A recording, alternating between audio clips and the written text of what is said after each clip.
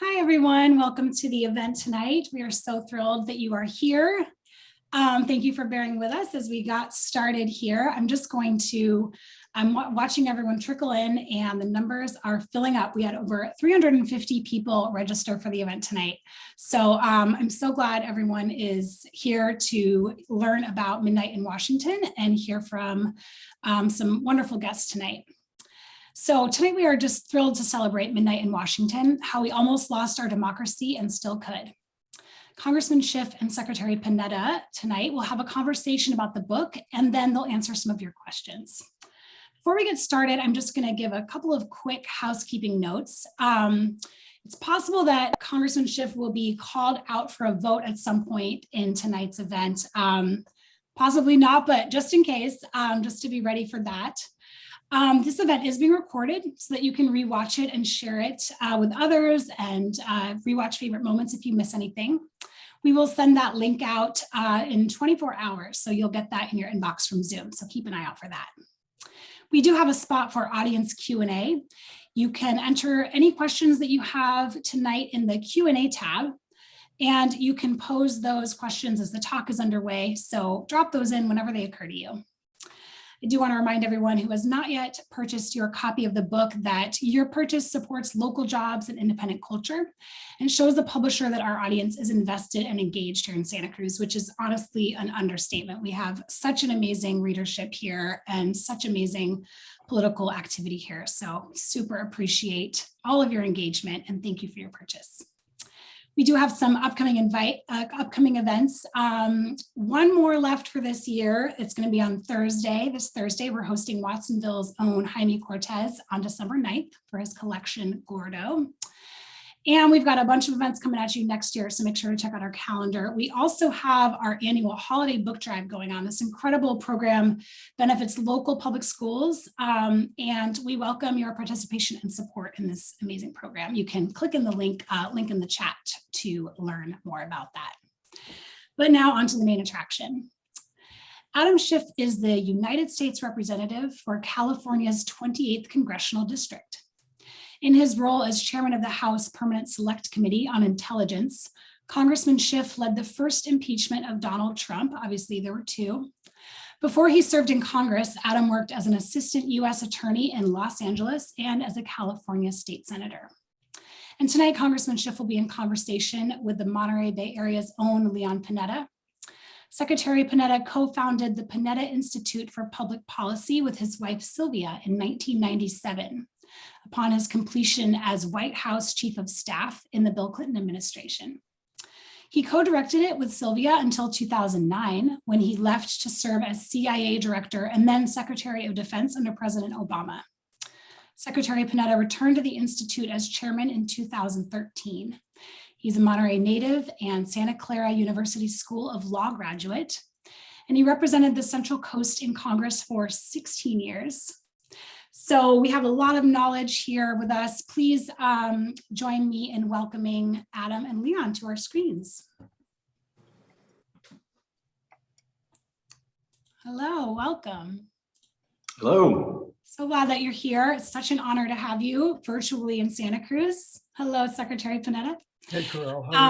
So Adam, were you able to take care of that vote or will you be called out again? Do you know? I voted on the first. There's a second vote later this evening, and I will probably have to run away from the screen for just a couple minutes and then I'll be back with you. Gotcha. All right, we'll stay tuned. I'll hop on if that happens. Otherwise, I will see you two in about 30 minutes for the Q&A. Okay. So we're on, right? Let me first of all say hi to all of my friends in Santa Cruz. Great to have you tune in and others as well. And it's a great honor for me to have a chance to talk with Adam Schiff. Adam's a good friend and former colleague and somebody who I think really represents what public service is all about. And as you know, we're talking about his great book, Midnight in Washington, How We Almost Lost Our Democracy and Still Could. I just want to read one of the commentaries on the back of the book that I think really summarizes very importantly, what this book is all about. John Meacham, who's a good friend, but also somebody who's a Pulitzer Prize winning historian himself, said, and I quote, Schiff has written an important first draft of history. History that is not remote or retrospective, but all too immediate. For the threats to the Republic he so deftly describes remain with us. If you care about American democracy, the rule of law, and the future of our imperiled nation, this engrossing book is essential reading. Adam, great quote, and you ought to be very proud of what you've been able to accomplish here. How's the book doing, by the way? Well, first of all, Mr. Secretary, thank you so much for moderating the discussion today. I am such an admirer of yours, and thank you for your extraordinary service to the country. So it's a treat to see you again and to sit down with you. The book is doing phenomenally well. No one is more surprised than me. It hit #1 on the New York Times bestseller list, and probably the best thing about that was it really pissed off Donald Trump. So there's that to be said for the book, but I'm very grateful that it has a big reading audience, which is wonderful. I obviously want to jump into the subject matter in the book, but I really think it's interesting that you too, in many ways, are really the son of immigrants. That your grandparents were immigrants to this country, and I've often said that I've lived the American dream because I'm the son of Italian immigrants that came to this country. Could you just tell us a little bit about your family? Sure. My father's side of the family came from Lithuania. My grandfather was born in London. His older siblings were born in Lithuania. And his youngest sibling, my great uncle, who is still with us at 96, was born in Boston. My mother's side of the family came from Białystok, so modern day Poland, near the Belarus border. And they all left Eastern Europe around the turn of the century. They were very fortunate to leave when they did. Some of our family remained behind in Lithuania, and we have yet to determine what happened to many of them during the Holocaust, but we suspect the worst. I think it's been very interesting over the last several years to see some of the heroic figures that have come forward, people like Fiona Hill and Alexander Vindman, Marie Yovanovitch, these brave Foreign Service officers, each of them immigrants. And in many ways, I thought it was telling that some of the most courageous voices to come out of this time in terms of these Foreign Service officers were all immigrants themselves and really cherished the American ideal and the ideal of our democracy. And we're led to help defend that democracy. Yeah, no question that this is a land of immigrants, and I think immigrants and the great diversity they provided our nation is one of our great strengths, and you certainly represent that. Let me just get right to the core issue that you and I both have worked with. I often say that I've seen Washington at its best and Washington at its worst. The good news is I've seen Washington work, where Republicans and Democrats used to work together on major pieces of legislation. Obviously, they always had their political differences, but they were willing to work together. Tip O'Neill was the speaker when I was elected to Congress. Bob Michael was the minority leader. They got along, and as a result, we passed a lot of legislation. And I think you too, had the opportunity to work with Republicans, and now we're suddenly seeing a Republican Party that embraces conspiracy theories, that embraces untruths and the lie that Trump has tried to convince the country with regards to stealing the election. What changed in the time that you've been in Congress, where so many Republicans have not only embraced Trump, but embraced his lies as well? Well, I think even prior to Donald Trump taking office, the changes in how Americans get their information has had the effect of really balkanizing us, of dividing us, of polarizing us. Most Americans now get their information from social media, which curates what we see and don't see, that knows what we like and don't like. And that's made it increasingly difficult for people to talk to each other. But also it's, I think, driven the parties apart from each other, made it more difficult to get to yes. And those developments accelerated over the last few years, but they were present before Trump. But Donald Trump took the kind of economic anxiety that people were feeling about changes in the global economy and changes with automation and the risk of middle-class families of falling out of the middle class, and used that to propel the kind of xenophobic populism that we're seeing around the world. Now, what caused the people that I serve with in the Capitol to go along with the most base aspects of his presidency, was quite a shock to me. I had thought better of the people that I served with in the Capitol, but the historian Robert Caro once remarked in an interview that power doesn't corrupt as much as it reveals.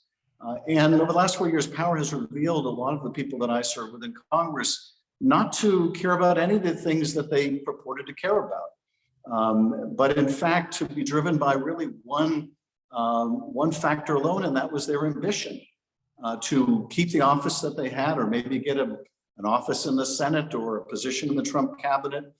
And I would see member after member capitulate to the immorality of the former president. And this is what I think has our republic at such a risky point, and that is I can't point to anything in the Constitution and say this is flawed or that is flawed or this accounts for the current situation where the government has become so dysfunctional. But rather, we have one party now that has, as you point out, become an anti-truth party, has really become an autocratic party, an anti-democratic party, in complete lockstep with the former president and his authoritarian aims. And that transition has been a dangerous one to witness. But I think really it proceeded day by day as my colleagues were first asked to tell a small lie and then a bigger one. We're asked to go along with a certain act of immorality by the president and then a larger one. And then we're so vested in the Trump presidency that there was no turning back. Leon, I think you did see the best of times here. I don't know that you were present for the worst of times, because I think at present we are at a very low point in congressional history. And one of the terrible tragedies is that when we saw where Trump and Trumpism brought the country to a violent attack on the seat of our government, we had a chance to repudiate what brought us to that point. But the Republican Party instead decided to double down on the very lie that brought on that attack. And so we remain at a very dangerous point. No, and that's the most frightening point. I think the thing that disturbed me the most, and obviously a lot of things that are disturbing, but the insurrection that took place on January 6th, when there was, both Republicans and Democrats, their lives were in peril, really, from that crowd. And we saw the U.S. Capitol attack and democracy brought to a halt, something that I never thought I would see in my lifetime. And when there was an effort to appoint a bipartisan commission to look at what happened on January 6th, the Republicans had talked initially about supporting something like that, and then suddenly opposed it, both in the House and the Senate. And that just struck me as putting party above nation. And I see an awful lot of that. So it is, it's got to be disturbing to you too, to see that happening when we really need to have both parties working together? It certainly is. And I was on the House floor during the entire time of the insurrection. I had suggested to the speaker, and I write about this in the book, that about 6 months before the election, that we form a small group of members to try to anticipate all the things that might go wrong. What happens if the electoral college is tied, or a state sends 2 slates of electors, or the vice president ignores his constitutional duty and refuses to recognize some of the electors. And of course, we mapped out about 1,000 different contingencies, everything but the thing that happened, which was this violent attack on the Capitol. But as a result, on January 6th, I was on the floor leading the opposition, along with 3 of my colleagues, to this effort to decertify the results of the election. And I really wasn't paying attention to what was going on outside the Capitol and down the mall.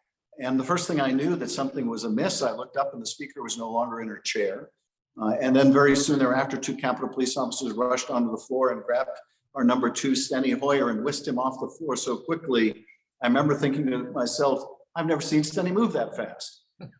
And then police officers came back on and in quick succession made increasingly dire warnings about rioters in the building, the need to get out our gas masks, the need to be prepared to get on the ground, and ultimately banging on the doors and the breaking of glass as the insurrectionists were trying to break their way into the chamber. And I had a couple of Republicans come up to me because I waited until most of the other members had left the chambers before I left myself. And a couple of Republicans came up to me and they said, "You can't let them see you." One of them said, "I know these people, I can talk my way through these people. You're in a completely different category." And initially I was quite moved with their evident concern for my safety, but that feeling gave way very quickly to another, which was, if they hadn't been lying about the election, let alone about me personally, I wouldn't need to be worried about my security. None of us would. And in the days that followed, that second emotion, frankly, anger at what I take in describing the insurrectionists in suits and ties, became much more the dominant feeling for me.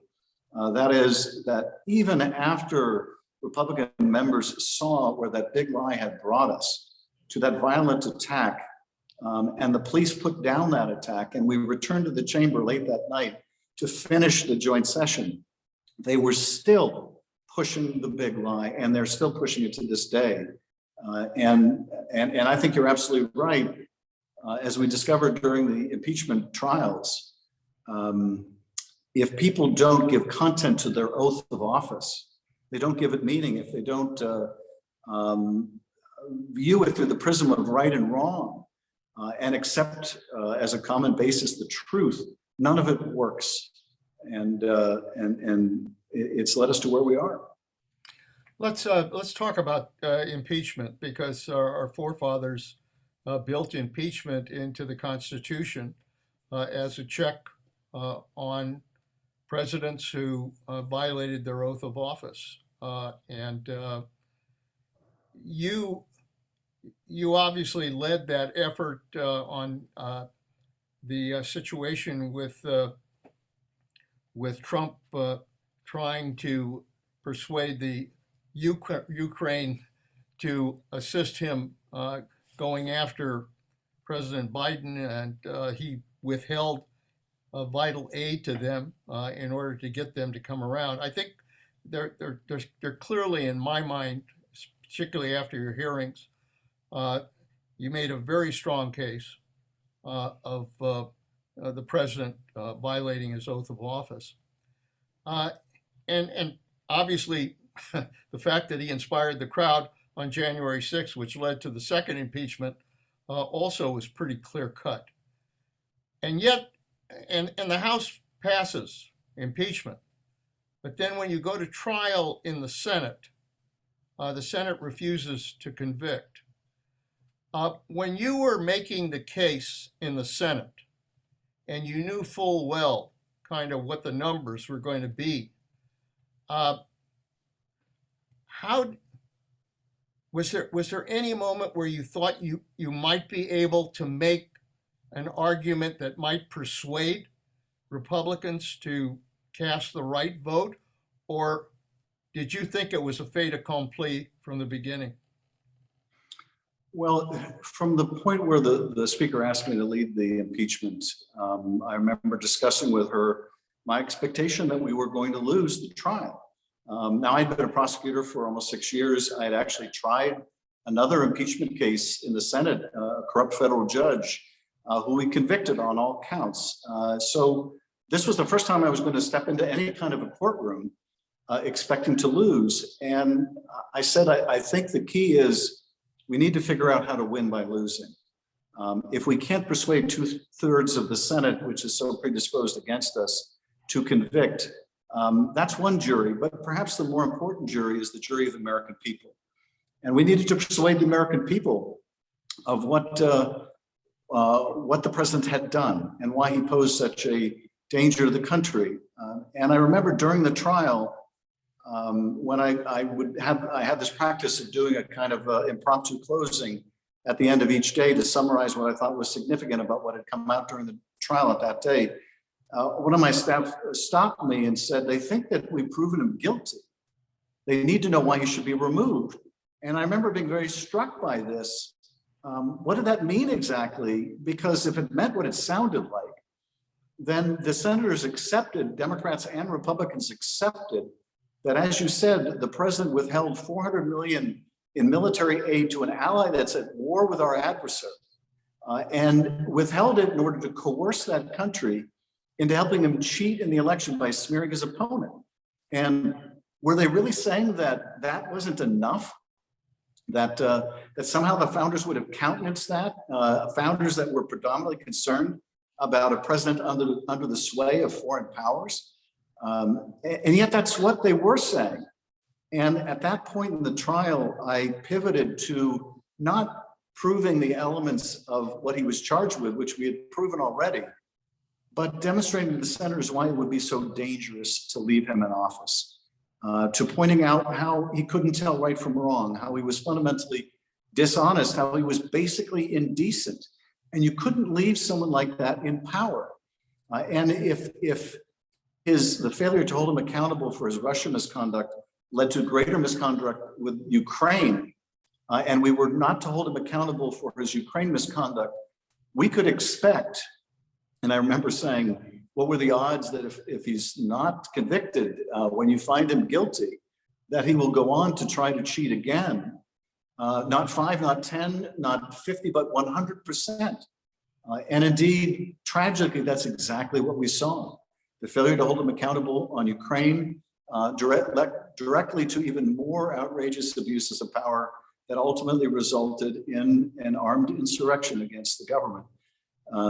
And I'm deeply concerned that the failure to hold him accountable now, when there are tape recordings of the president on the phone with the Secretary of State of Georgia, essentially trying to get that Secretary of State to stuff the ballot box with 11,780 votes that don't exist, to find them, so to speak.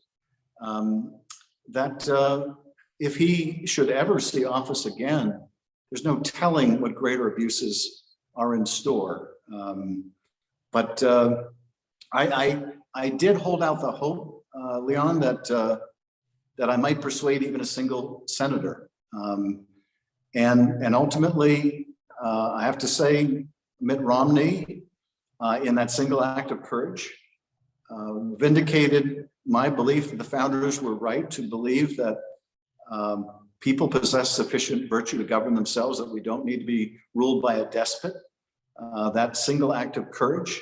And so I ended up feeling, a fair degree of optimism after that trial, even though we lost it, that we had made the case. And I would like to think that making the case may have persuaded people not to give Donald Trump another opportunity to abuse power in the months ahead.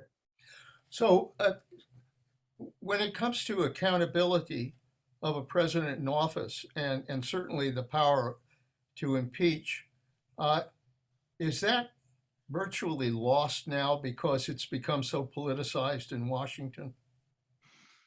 It's not lost, and there is I think, a important constitutional function in the House impeaching even when the Senate doesn't convict, because it is the strongest form of censure that the House can muster. I think it is at grave risk right now. If we should lose the House in the midterms, many Republicans have made no secret of the fact that they want to impeach Joe Biden. Now, why would they want to impeach him when he has committed no impeachable offense? Because they wish to dumb down what impeachment means. They will do essentially what Donald Trump tells them to do. Kevin McCarthy has no independent judgment from that of Donald Trump. And Donald Trump wishes to remove the stigma of being impeached twice. And I think Trump views impeaching Biden as a way of diluting the stigma over his abuse of office. Should the Republicans abuse the tool that way, then they very well may destroy that as a meaningful remedy. Yeah, it's just, it's outrageous to have somebody like Donald Trump do the things that he's done as president of the United States and the incredible damage to our country. What is your view of just exactly what was the relationship between Trump and the Russians? Well, sometimes I think the most powerful compromise is just out in the open. And in the case of Donald Trump, one of the things that has always been so striking to me is people wonder, do the Russians have some kind of compromise on him? Is a couple of things. First of all, the Russians actively intervened to elect Donald Trump twice, most egregiously in 2016 and nonetheless substantially in 2020.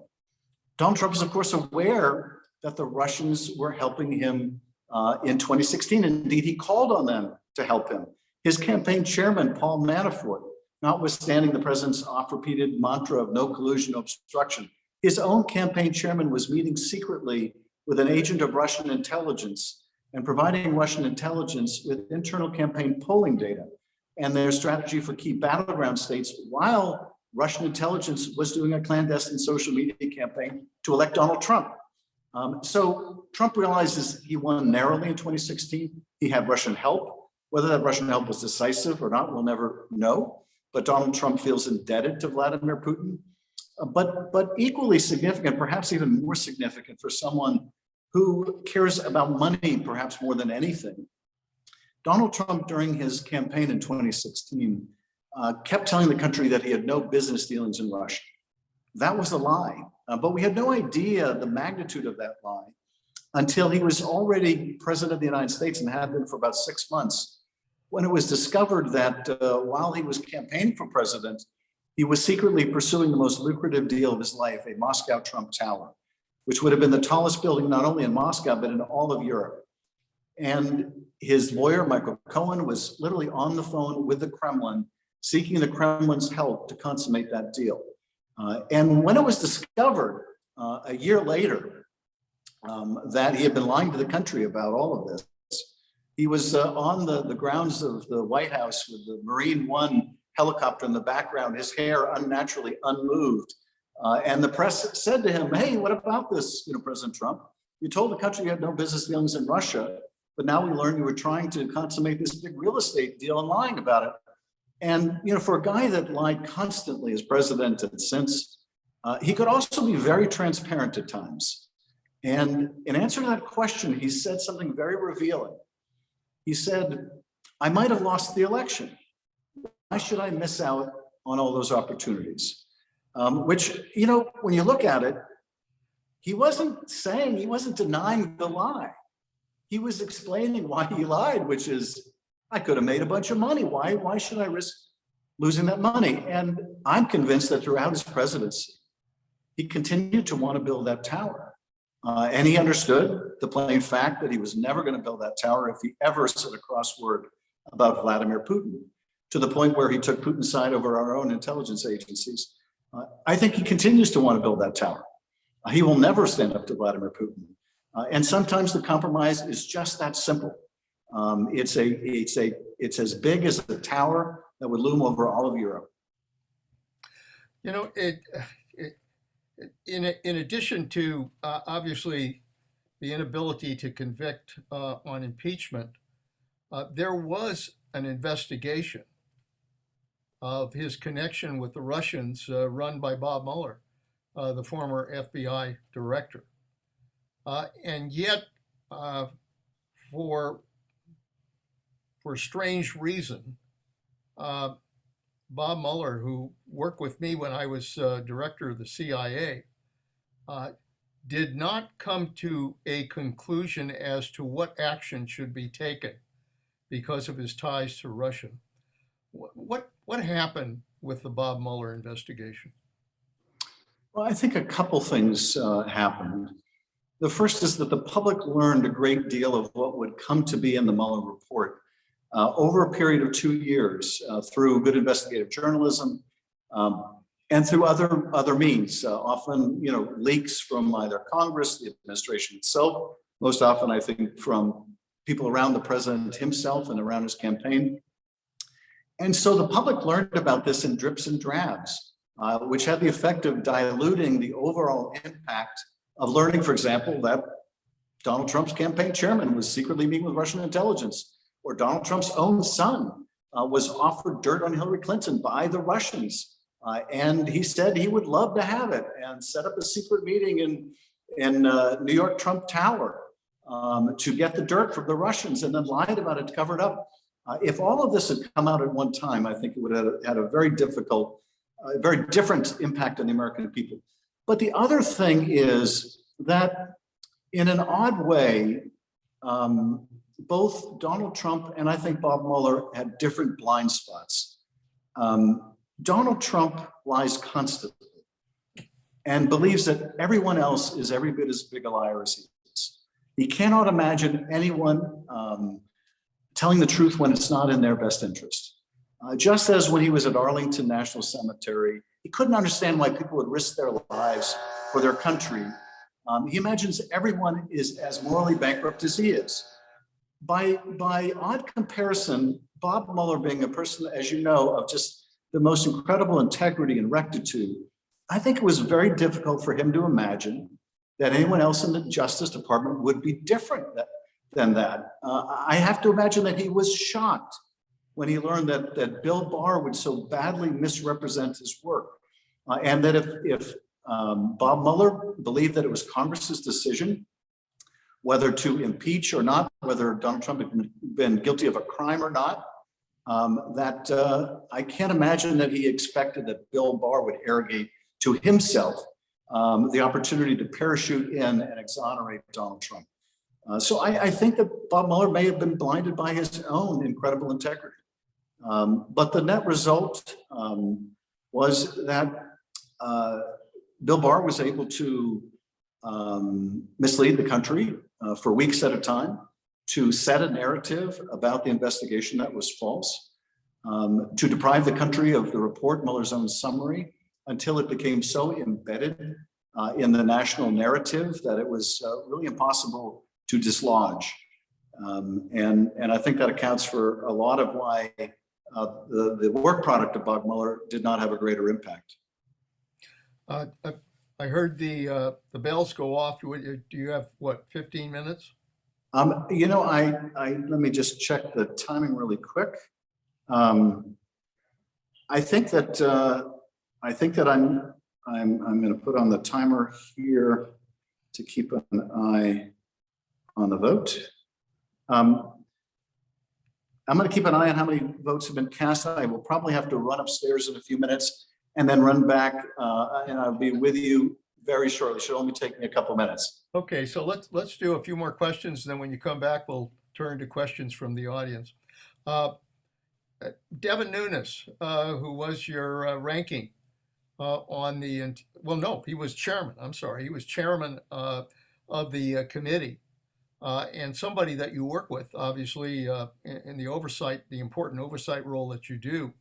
And then suddenly Nunes starts going after the Russian thing and goes to the White House and looks at documents there and does all kinds of strange things that ultimately forced him to withdraw from that investigation. And now Devin Nunes is is going to be leaving Congress in order to head up the network that Trump is funding to go online. What happened to Devin Nunes? Well, I devote a fair amount of time to answering that very question because I'm often asked, what happened to people and what made them change so dramatically. Devin Nunes and I worked together very well for many years.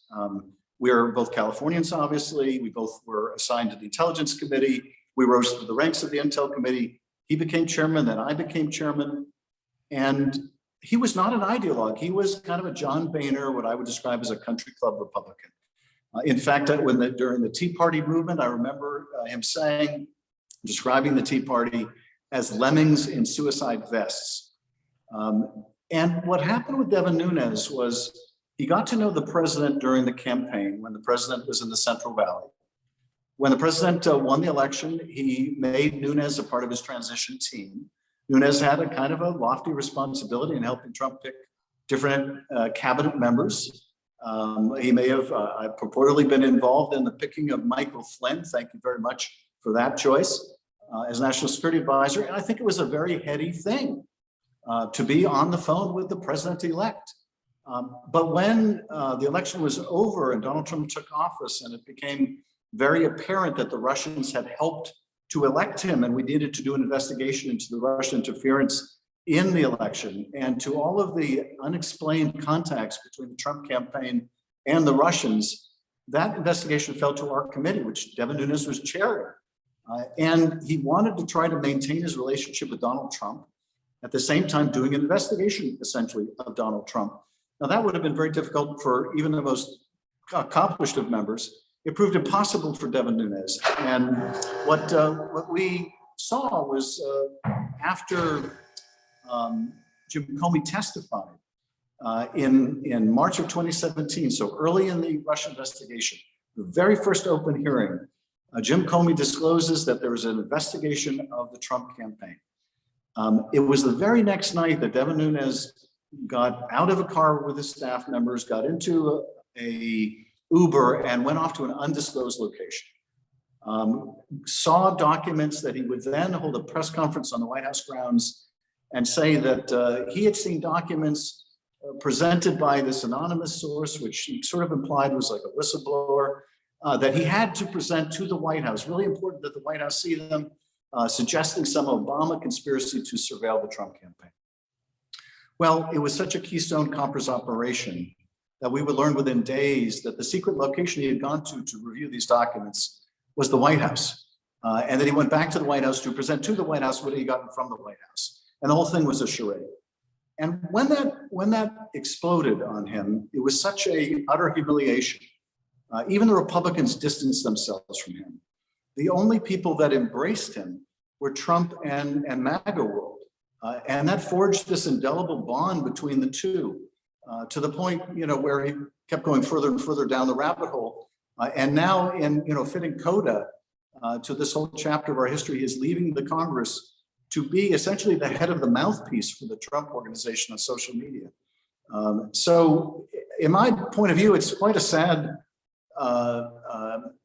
personal story. I lost a colleague that I worked together very well with. We were friendly, if not friends. And to see someone who was quite pragmatic and non-ideological become what he is today was really, I think, in my point of view, a tragedy. Let me ask you this before you vote. Obviously, I think all of us are concerned about the dysfunction in Washington, and particularly what's happening with the Republican Party embracing a lot of these lies and conspiracy theories. I mean, my goodness, some of their members are saying the silliest things and getting attention for it. What do you say to the average citizen about how to maintain hope about our democracy and its future? Well, I think this is a very important question because these can be very oppressive times. And I meet people wherever I go.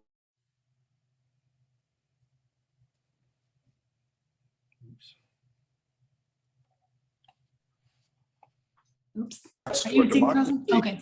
There he is. Are these efforts right now to strip independent elections officials of their duties around the country and give them over to partisans. So it's a very hazardous period. But what I find encouragement in is I've seen, in addition to all the stories of capitulation of the last several years, courage and heroism. People like I mentioned, like Alexander Vindman, like Fiona Hill and Marie Ivanovich, like Bill Taylor, Dan Coates, who you know well, Mr. Secretary, who was appointed head of the intelligence community by Donald Trump, former Republican conservative senator of Indiana, but unwilling to carry the president's lies about Russia or North Korea, willing to risk his job and to lose his job, and indeed did lose his job, but proved to be a person of great integrity. And the people like that, and millions of others around the country who love and cherish our democracy far outnumber those who are trying to tear it down at this moment in time. So I'm confident we'll get through this. What we do in this moment is very important to determine how quickly we get through it and how much damage we have to suffer in the meantime. With that, I'm going to run and vote. I'll be back in about 2 minutes. And Corell, if you'll find the most difficult audience questions and post them to Leon while I'm voting. I'll get those out of the way for you. Yeah. Okay, I'll be right back. All right, well, we'll wait for you. Well, he promised he would leave it on a high note, so I appreciate that uplift at the end. Of course, we can't help noticing that the subtitle of this book includes how we lost our democracy and still could. So, we are not out of the wilds yet. But while we're waiting for the congressman to come back, I was wondering, Secretary Panetta, if you want to share a little bit about what your institute is working on right now and what you're excited about. Well, in many ways, it's trying to address the issue we've just talked about, which is kind of the future of our democracy. The purpose of our institute is to try to inspire young people to lives of public service and try to really prepare a new generation of leaders for our democracy. So I spend a great deal of time with students trying to make clear that it is important for them to realize that they have a duty to serve our democracy, to get involved with our democracy. It is ultimately the greatest check in our democratic system, which, we have our institutions, we have our system of checks and balances, but probably the most important check in a democracy is we the people, and the ability of we the people to get involved in our democracy, to make a difference in our democracy. And so what we try to do with our students through a number of programs, whether it's the internship program in Washington, we do a leadership program, we do obviously the lecture series to try to give them a chance to see opinion makers at the highest level. We even train a class of lawyers from Santa Clara University on the art of governing, something that I think is a lost art these days, of being able to listen to both sides and try to find where compromise or consensus can be found. So Sylvia and I are very proud of the Institute. There are young people now, we're in our 25th year here at the Institute. And the reality is that there are a lot of young people that are running for office who came to the Panetta Institute, who are serving in city councils, serving in Washington, serving in Sacramento. So we're trying to plant the seeds for the future. Yeah, thank you so much. I was kind of led into one question that I have a lot is kind of when you mentioned kind of both sides, which of course is such a loaded term now, thanks to who. But kind of like just wondering in terms of how do we kind of keep that connection between human beings and, with the MAGA cult, if it is that, what do you think is kind of the best approach to maintaining Is it civility? Is it challenging and having hard conversations and trying, or what do you think is a way to kind of bridge that divide? Well, the way democracy works is when there are those who are elected who are willing to listen to one another. Look, everybody has their own view of how to resolve issues. There are different philosophies of government, but critical to that is the ability of members to listen to one another, to understand what motivates them, understand where they stand, and then try to find a way to basically be able to find the compromise that allows then both sides to be able to move forward. I mean, that's what legislating is all about. That's what democracy is all about. And it's not easy, but it has to be based on trust. It doesn't work unless there's trust. And when I was there and having to go into meetings with my Republican colleagues, we would have some tough meetings to try to resolve issues, but we trusted one another in the sense that we knew somebody was not going to go out and suddenly stab me in the back with a press. Somehow we've got to return to not just civility, but to trust. I'm back, Mr. Secretary. Okay, we were talking about kind of how do we get back to the important values of being able to work together to get things done. Yeah, I'm sure it's a daily practice for you, Congressman, in terms of you have colleagues that are fundamentally different. In some sense, there must be a fundamental difference there in terms of the willingness to uphold the big lie and everything that you kind of experienced on January 6th. I loved what you said about insurrectionists in suits. And it's like, how do you kind of maintain relationships with people, because you don't want to shut them out completely, because then you can't get anything done or you can't maintain that human connection. But how do you even have a conversation with someone? Anyway, that was kind of the logic. Well, just to add on to that point, after the insurrection and members in the GOP who returned to the floor and continued to vote to overturn the election, we had a real heart-to-heart within the Democratic caucus about whether we wanted to ever work with people who continued to vote to overturn the election. In the Intelligence Committee, the majority of the Republican members voted to overturn the election repeatedly. If I decided I wasn't willing to work with them, even after what I considered such an anti-constitutional act, I couldn't get anything done on the committee. And interestingly, notwithstanding the bitter disagreements I've had with Devin Nunes about Russia, Ukraine, Donald Trump, you name it, each and every year we have managed to pass the Intelligence Authorization Act, which is the product of years worth of oversight of the intelligence agencies, because you can't do that on a partisan basis. The issues are difficult, they're complex, they're not partisan. And we've been able to compartmentalize our differences and still get the work done. So you don't often read about that. You tend to read about the conflict, but there remains important work that's getting done. Great. Thanks for speaking to that. Actually, I'll dive into some audience questions now, and thanks to everyone that submitted. We've got some great questions. Tabitha mentioned here in the question, she says, well, I appreciate the sentiment that we should be open, trusting, willing to listen to the other side. It doesn't feel like that is happening at all in our public sphere. Rather, it feels like the other side is taking active pleasure in shutting our side out. Can you speak to what that is like behind the scenes?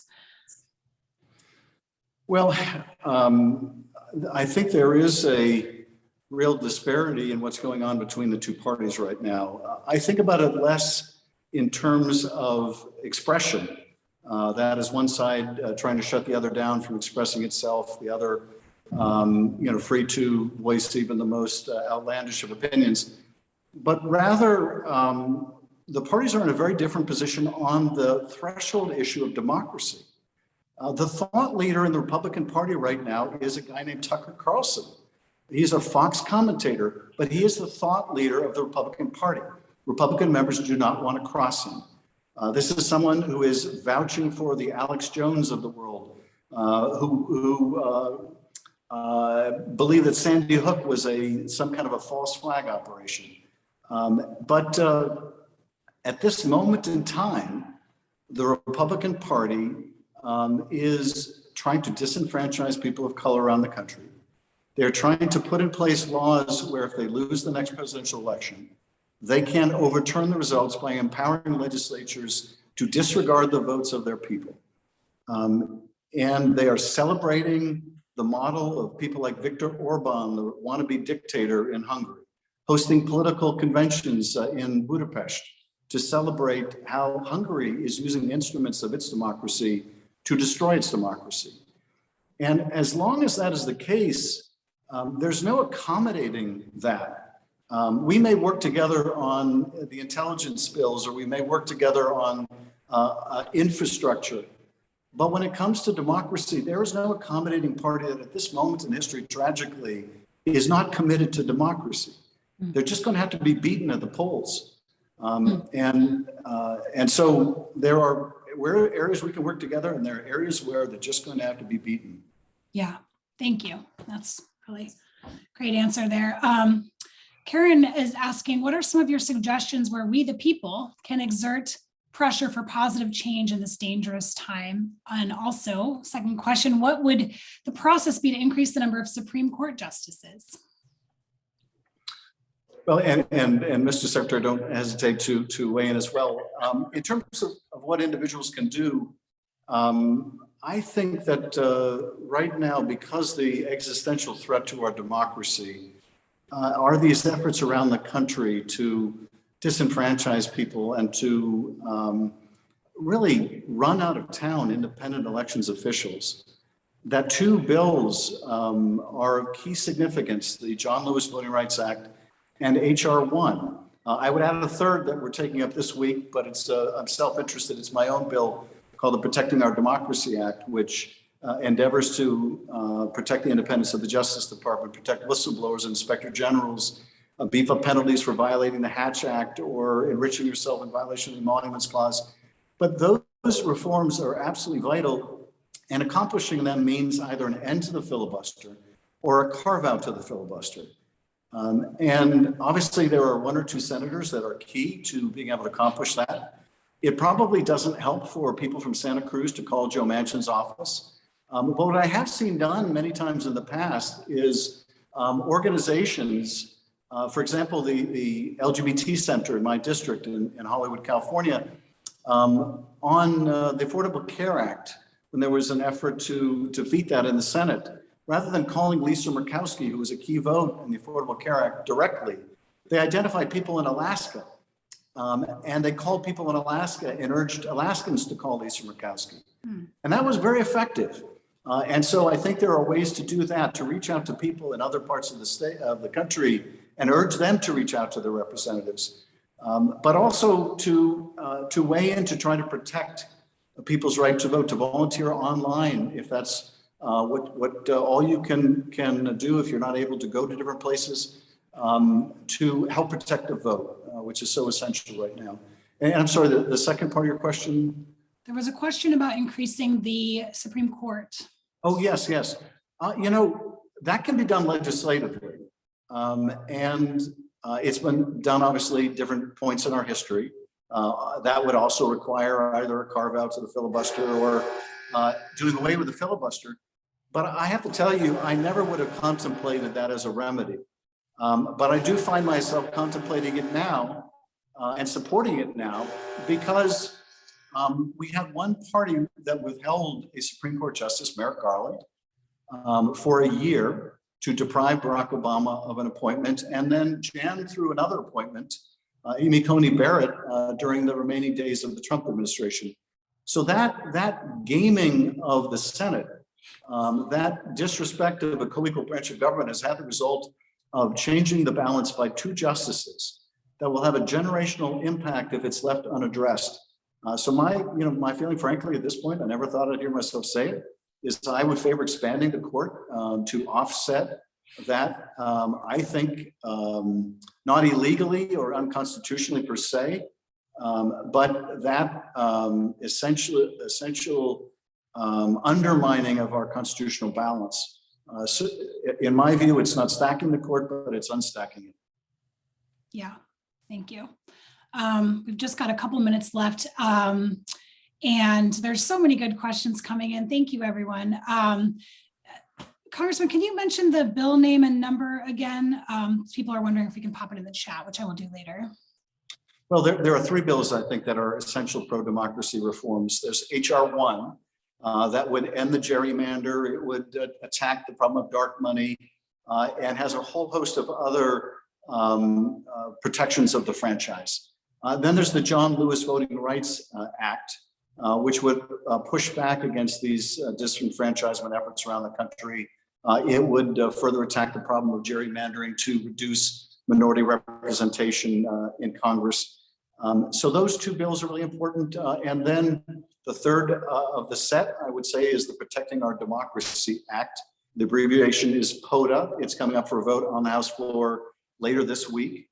And that's a series of at least a dozen reforms to address all of the abuses, frankly, that we saw in the last 4 years, not just to protect against some other future Republican president who might abuse their power, but a president of either party that refuses to comply with congressional subpoenas, or wants to hold the party convention on White House grounds, or wants to enrich themselves by renting out hotel rooms to Gulf nations that don't even use the hotel rooms as a way of currying favor with the executive.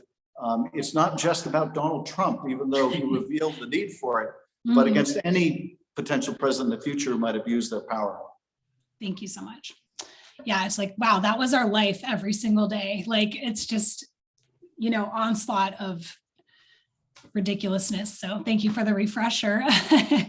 All right, so maybe we just have time for one or two more questions here. There is a question about the filibuster, which I'm going to pitch to you because you mentioned it earlier. Why isn't the filibuster gone? You know, I think it's a very good question. And, you know, I often get asked whether I think that Democrats are fighting with the same tenacity as Republicans. And why don't we use the same tactics as Republicans? And the first thing I would say is I don't want to become them. I don't want to hold Democratic Party conventions on the White House grounds. I don't want a Democratic president to retaliate against whistleblowers or inspector generals. I don't want to do any of that stuff. But there are certain respects in which we are playing by a different set of rules that don't go to the constitutionality or even morality, but we adhere to them to our own grave detriment. And the filibuster is in that category. The filibuster is not a constitutional requirement. It is a practice. It is a practice that the other party is willing to ignore to suit itself, as Mitch McConnell did when he wanted to stack the Supreme Court with conservative justices. And for us to maintain this product of a bygone era to the detriment of our democracy makes no sense to me. But it is, you know, an affinity of a few members of the Senate to a practice that, you know, for one thing, has a horrible history. It was used to protect Jim Crow laws in the past, and tragically is being used to protect Jim Crow laws in the present. But I think in that respect, and I would add one other to it, the fact that Republicans are gerrymandering like crazy around the country in order to allow a minority of Americans to control the House of Representatives. The only thing worse than the gerrymander is only one party doing a gerrymander. And so what we ought to do is get rid of the gerrymander for both parties. That's what HR 1 would do, among other things. But if we can't do that, we cannot allow simply one party to draw districts and the other party to unilaterally surrender that power. Any thoughts that you'd like to share, Secretary Panetta? No, I think Adam has hit it very well, because look, particularly when it comes to voting rights and what is happening with these states that are passing laws to restrict the ability to get out and vote. And that goes to the heart and soul of our democracy and the power of the people, very frankly, to be able to express themselves. So I really do think when it comes to the voting rights bill, if that's subject to filibuster, uh, that's one where we ought to be able to change the filibuster rule with regards to the voting rights bill so that it doesn't apply. I hope that the Democrats are able to do that. Cool. Thank you. Yeah, we hope so too. All right. Well, gosh, I got to stop myself because I honestly would love to be here for another hour with you two. Maybe I'll just ask, we kind of want to end on an upswing as we discussed in the green room. So part of me wants to know, Congressman Schiff, what you are most worried about Trump doing next, if it's his social media bonanza, or if it's his running again in 2024, if he just has enough exertion over his followers that he doesn't really have to do much. I'm not sure. I don't know if we have time for you to talk about that, but if you do, and also on the upswing, similarly, Michael has asked, some Republicans have gotten vocal about denouncing Trump and his effect on democracy. And do you trust that more will follow? So if you want to, I give that to you. Yeah. Well, first of all, I would say Trump is running for the presidency again. And I say that because it would be intolerable to him to see anyone else get that spotlight. You can imagine how he would feel lounging around in Mar-a-Lago and watching Mike Pence or Nikki Haley or Ron DeSantis or any of these people as the nominee. He would go out of his mind, further out of his mind. So he's running. I don't think he could help but not run. Pathologically, I don't think he's capable of doing anything else. I also think he thinks it's a great money raiser. He can raise lots of money in accounts that are fairly nebulous in terms of what they can be used for. And finally, I think he believes that as long as he is a political player, it will help him stay one step ahead of the jailer. But once he is viewed as a political has-been, then he may feel that he's vulnerable to accountability for his misconduct. And sadly, he may be right about that. One area of disagreement I have with the Justice Department is I don't think we can take the position that a president, while in office, cannot be prosecuted, and then essentially take the position that even when a president leaves office, they cannot be prosecuted for violating the law or even investigated. And I think had anyone on this call been on a recorded conversation with the Secretary of State of Georgia, seeking 11,780 votes that didn't exist, the exact number needed to win the election, they would be under investigation right now, and I don't think it should be any different for a former president. What I worry about is they seem to be, number one, making it more difficult for people of color to vote as a way of winning the election, and number two, setting things up such that if they lose, where they were unsuccessful in overturning the result before, they will be successful this time. Should that happen, then we cease to have a democracy in this country. And so that's my predominant concern. Let me just tell you why I'm optimistic, because it's easy to despair, but we don't have the luxury of despair. The people I have seen step forward to run for office, to engage and push back, are some of the most talented people I've ever met. The class of 2018, and Leon, I don't know if you were one of the Watergate babies. You're too young probably to have been in the Watergate class. But I will hold up the class of 2018 as the best class of new members we've ever had, at least in my lifetime, even compared to those Watergate babies. And but I think the class of 2020 in the House, which sadly got wiped out, was every bit as good as the class of 2018. And the people we're seeing step forward now to run for Congress, a lot of them veterans of the armed forces, veterans of the intelligence community, veterans of the State Department. These are people who have served before, who answered the call of service, who are now answering it again because they realize how vulnerable our democracy is and how many millions of Americans are engaged like never before because they too see the danger. And that gives me a lot of optimism that we will get through this time. Corral, if I could just join Adam in I think making the point that the best hope of our democracy are those who are willing to take the risks of leadership. And if you're going to be a leader, I often tell the students here at the Institute that we govern either by leadership or by crisis.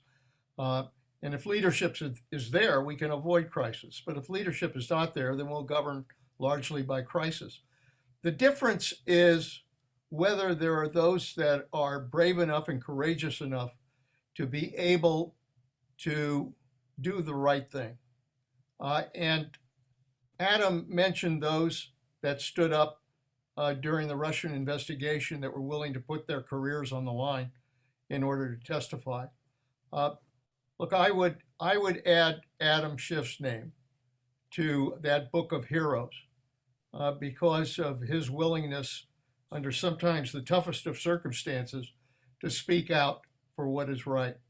And I think for those that hopefully buy his book, it is truly a history of what heroism is all about in our democracy.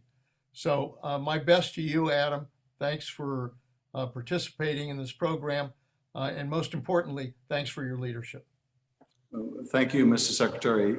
Thank you for your extraordinary public service and those very kind, if undeserved words. So humble. Thank you. Great. Well, what an incredible conversation tonight. Thank you both so much.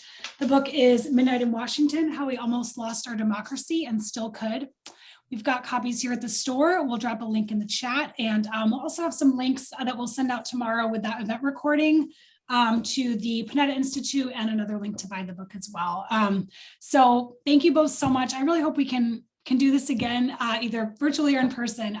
Either way, it was fun to be in the halls of power there and participate some way with that with you, Congressman. So thank you everyone for joining, and I hope everyone has a great rest of your nights. Thank you all. Thank you.